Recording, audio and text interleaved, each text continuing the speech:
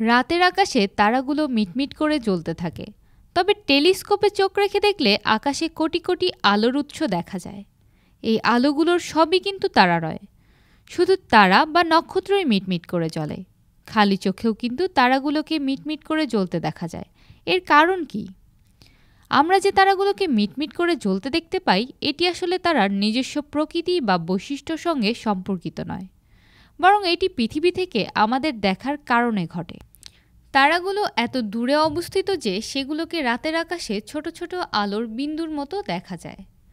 যুক্তরাজ্যের university college লন্ডনের সৌর পদার্থবিদ রায়ান ফেন্স বলেন, তারাগুলো আলো চোখে পৌঁছাতে বিশাল দূরত্ব অতিক্রম করে। যেমন সৌরজগতের বাইরে আমাদের কাছে সবচেয়ে কাছের তারাটি হলো প্রক্সিমা সেঞ্চুরি, যা পৃথিবী থেকে 4 আলোকবর্ষেরও বেশি দূরে অবস্থিত। এর চেয়েও দূরবর্তী তারা থেকে আসা আলো আমাদের চোখে পৌঁছানোর পথে পৃথিবীর বায়ুমণ্ডলের মুখোমুখি হয়, যা এই মিটমিট আলো দেখার মূল কারণ। যখন এটি আলোর রশ্মির এক মাধ্যম থেকে অন্য মাধ্যমে প্রবেশ করে, তখন এটি বেঁকে যায় বা প্রতিসরণ ঘটে।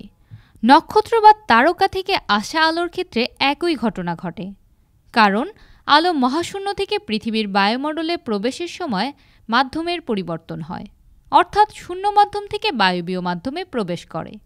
বায়ুমণ্ডলে অনেক রকমের গ্যাস থাকে, তাই বায়ু মাধ্যমের ঘনত্বের পার্থক্য দেখা যায়। সেজন্য তারার আলোর বরাবরের দিক পরিবর্তন করে বা এর প্রতিসরণ ঘটে।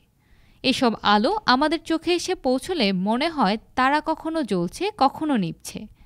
এছাড়া আবহাওয়ার সঙ্গে তারার মিটমিট করে জ্বলার সম্পর্ক রয়েছে। আর্দ্র বাতাস আরও ঘন হয়ে ওঠে, ফলে তারাগুলো আরও বেশি মিটমিট করে।